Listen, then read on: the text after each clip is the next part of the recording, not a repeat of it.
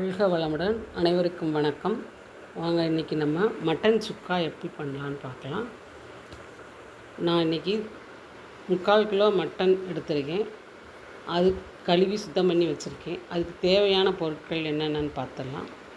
அதுக்கு 3 ஸ்பூன் சோம்பு, பெரிய பல் பூண்டு ஒரு 4, ஒரு துண்டு இஞ்சி வச்சுருக்கேன். முதல்ல இதை நம்ம பவுட்ரு பண்ணிக்கணும். சோம்பை மிக்சியில் சேர்த்து அதை நல்லா பவுட்ரு பண்ணிவிட்டு பார்ப்போம். இப்போ இஞ்சி பூண்டையும் சேர்த்துக்கிடுவோம்.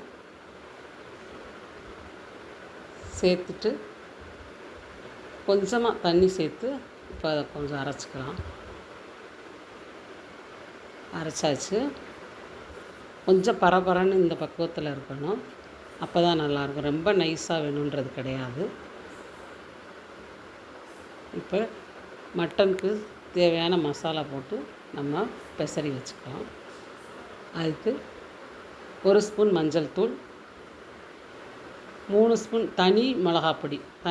மிளகாத்தூள் தனியாக திரித்து வச்சுருக்கேன். வெறும் மிளகா, அந்த மிளகாத்தூளில் வீட்டில் திரிச்சது தான் 3 ஸ்பூன் போட்டிருக்கு.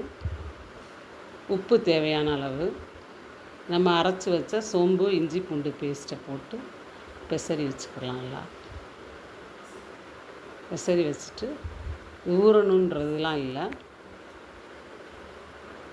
ஒரு கடாயை அடுப்பில் வச்சுட்டு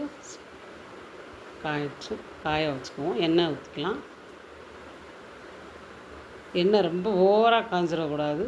ஓரளவுக்கு கொஞ்சம் லேசாக காஞ்சோடனே மட்டனை போட்டுருவோம். மட்டனை சேர்த்துட்டு அந்த மட்டனை பெசரி வச்ச அதை மட்டும் லேசாக அதை தண்ணி அலசி அந்த தண்ணி மட்டும் சேர்த்துக்குவோம். கொஞ்சமாக சேர்த்தா அந்த டேஸ்ட் அப்போ தான் அதுவே நம்ம மூடி வைக்கும்போது தண்ணி விடும். அந்த தண்ணிக்கு வேகிற அளவுக்கு தண்ணியாக கரெக்டாக இருக்கும். ஆனால் அந்த கடாயிலே வேக வச்சு சரியாக வேகாது அப்படின்னு நினச்சா நம்ம குக்கரில் தான் வைக்கணும் கண்டிப்பாக. இதுவே கொஞ்சம் பெரிய பெரிய பீஸாக இருக்குது. கொஞ்சம் வேகிறதுக்கு கூட கொஞ்சம் நேரம் ஆகும் போல் தான் இருக்குது. இல்லை கரெக்டான பக்குவத்துக்கு இதில் கடாயில் வேக வைக்கிறது தெரியாதவங்க குக்கரில் வச்சுக்கிறது தான் நல்லது. குக்கரில் வேக வச்சுட்டு கடாயை வச்சு நல்லா வச்சு சுருளை வதக்கிட்டோம்னா மட்டன் சுக்கா வந்துடும். இப்போ நான் கடாயிலே வச்சுட்டு அந்த தண்ணி அதோட கொஞ்சம் தண்ணி விட்டு சேர்த்து தான் வேக வைக்க போகிறேன். மூடி போட்டுக்கிடுவோம். ஒரு 3 நிமிஷம் கழித்து எல்லாம் திறந்து பார்த்தா எல்லா பக்கமும் கொதி வந்துடுச்சு. கிளறி விட்டுட்டு மூடி போட்டு சிம்மில் வச்சுருவோம். அப்பப்போ லேசாக இது எல்லா பக்கம் பிரட்டி விட்டுக்கணும். இல்லைன்னா அடியில் பிடிச்ச மாதிரி ஆயிரும். இரும்பு கடாயாக இருந்தால் ரொம்ப நல்லது. நின்று வேகிற மாதிரி நல்ல கனமான இரும்பு கடாயில் போட்டிங்கன்னா நல்லா நின்று வேகும். டைட்டான மூடி ஆவி வெளியே போகாமல் இருந்தாலும் நல்லா வெந்துடும். இப்போ தண்ணிலாம் வற்றிடுச்சு. கொஞ்சம் உதிராக வர்ற வரைக்கும் அடுப்பில் இருக்கட்டும். மட்டன் சுக்கா ரெடி.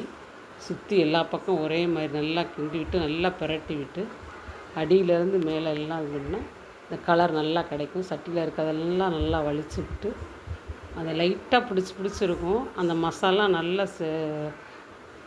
இது பண்ணி எடுத்து விட்டால் தான் அந்த கலர் கிடைக்கும். இது அளவான தண்ணி ஊற்றும் போது நல்ல டேஸ்ட்டாக இருக்கும். ரொம்ப தண்ணியில் வெந்தால் அந்த சுக்கா டேஸ்ட் கிடைக்காது. இதுதான் கரெக்டாக இருக்கும். குக்கரில் வேக வச்சா கூட அளவான தண்ணி ஊற்றி ரொம்ப தண்ணி ஊற்றிடாமல் வேக வச்சு எடுத்துட்டு கடாயில் போட்டு எல்லாம் வறுத்துடலாம். நல்லாயிருக்கும். இதை நீங்கள் செஞ்சு பார்த்துட்டு டேஸ்ட் பண்ணிவிட்டு கமெண்ட் பண்ணுங்கள் எப்படி இருக்குன்னு. இது வரைக்கும் எங்களுக்கு சப்போர்ட் பண்ண எல்லாருக்கும் நன்றி, வணக்கம்.